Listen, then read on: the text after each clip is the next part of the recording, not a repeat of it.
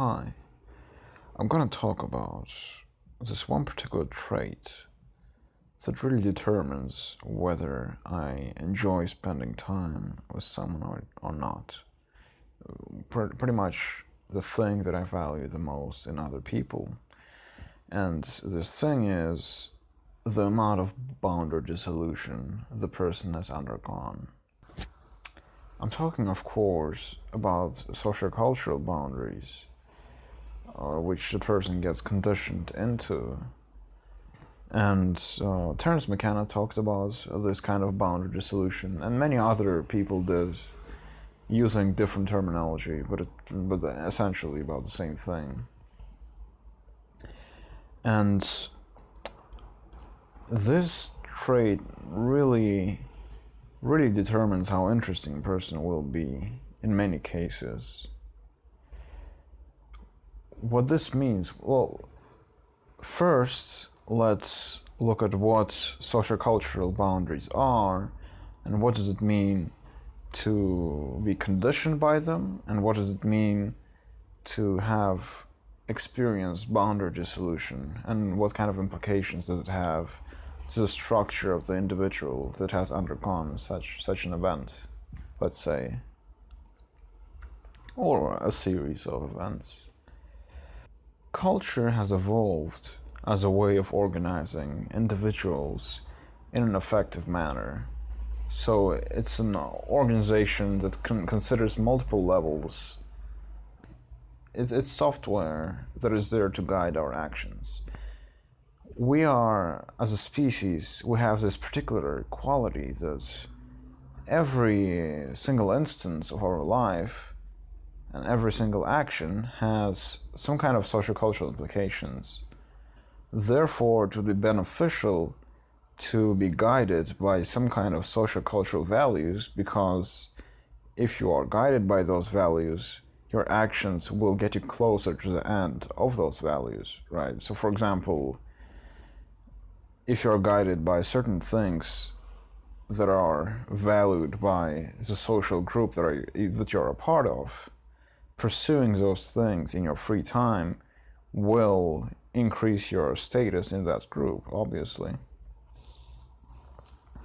So as a result of which, our experience is shaped by the social-cultural boundaries that we have absorbed through osmosis by interacting with other individuals of our group.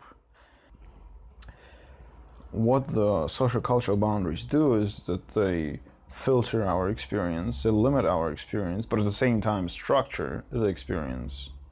And they really determine what you pay attention to, how you perceive things, and how you relate to things. Different people have different degrees of involvement with their particular social-cultural boundaries. For some people, the boundaries are more fluid. For some people, they're more solid. Some people are more conscious of them. Some people are less conscious of them. And some people have the ability to interact with their boundaries and to assume different boundaries according to the situation, however they like. But some people lack this ability because they are conditioned to the point of unconsciousness. They are unconscious of the boundaries that are shaping their experience. Now, usually the people that are more aware of their boundaries have undergone some kind of a boundary dissolving experience. And the classic archetypal boundary dissolving experience is a psychedelic entheogenic experience, which is taking hallucinogens. Terence Mckenna talked about hallucinogens as being the most effective way to experience serious boundary dissolution and to experience things as they are.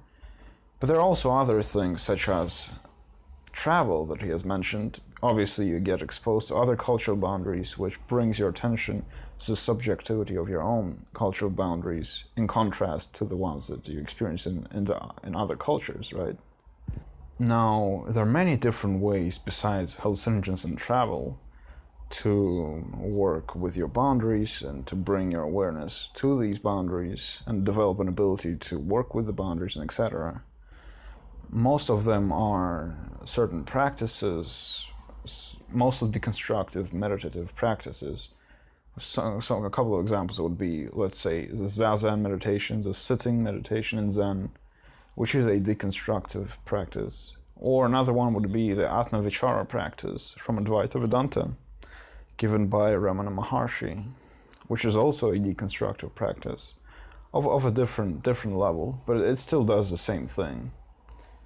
It liberates your attention from certain fixations, as a result of which you get a greater, you could say, variety of possibilities to experience, because you're fixated on less things. So you free up your working memory.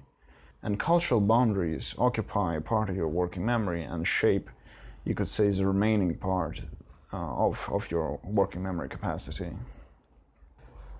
So most people who've undergone boundary dissolution have this awareness of the boundaries and have this ability and fluidity in relation to the boundaries.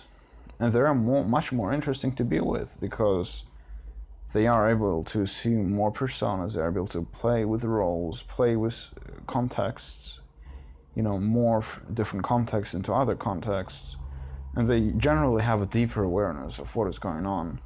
Because if you are not conditioned, or if you have an awareness of your conditioning and awareness of contexts, you do tend to understand other contexts in a better way. And this is because instead of perceiving other contexts from your conditioned point of view, you perceive it from a more neutral, boundaryless point of view, thus having a more objective take. And mostly people that have undergone boundary dissolutions in our society are artists and content creators. In order to be a content creator, you have to be able to generate new contexts, you basically are a culture creator. You push the cultural boundaries further. And in order to do so, you have to have less conditioning. You have to have some kind of a clean slate to work with. And this is what I think is, for me at least, the most important quality in a person when it comes to developing a relationship with someone or having an interesting conversation. So thank you for listening, and take it easy, but take it.